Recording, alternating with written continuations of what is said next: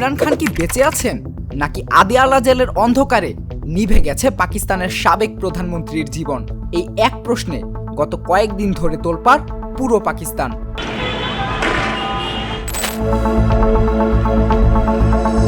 গুজব ছড়িয়ে পড়েছে দেশ ছাড়িয়ে বাংলাদেশ, ভারত সহ দক্ষিণ এশিয়ার সামাজিক যোগাযোগ মাধ্যমেও।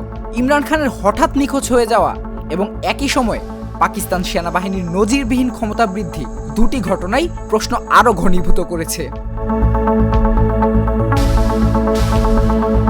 আদিয়ালা জেলের বাইরে পিটিআই সমর্থকদের ভিড় বাড়ছে প্রতি মুহূর্তেই। তাদের একটাই দাবি, ইমরান খানের প্রুফ অফ লাইফ বা তিনি যে বেঁচে আছেন সে নিশ্চয়তা চান তারা।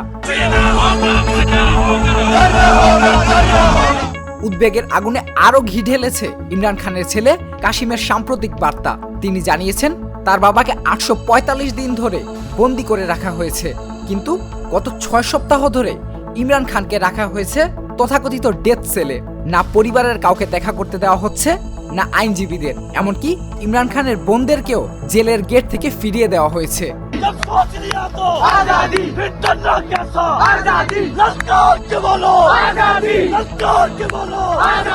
এদিকে নতুন রহস্য যোগ করেছে পাকিস্তানে ক্ষমতার পালাবদল।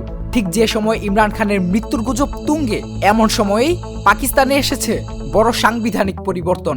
জেনারেল আসিম মুনিরকে উন্নীত করা হয়েছে চিফ অফ ডিফেন্স ফোর্সেস পদে, যে অবস্থানকে বিশ্লেষকেরা বলছেন পাকিস্তানের ইতিহাসে সবচেয়ে ক্ষমতাধর সামরিক ভূমিকা।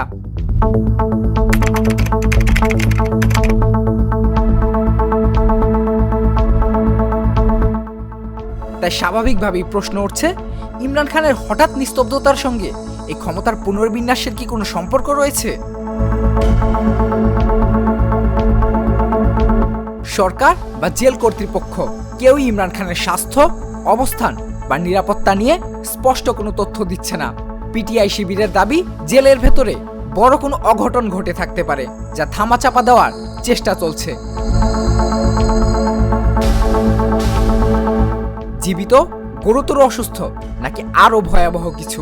আদিয়ালা জেলের দেয়ালের ওপারে কি ঘটছে তার উত্তর জানতে এখন পুরো বিশ্বের অপেক্ষা।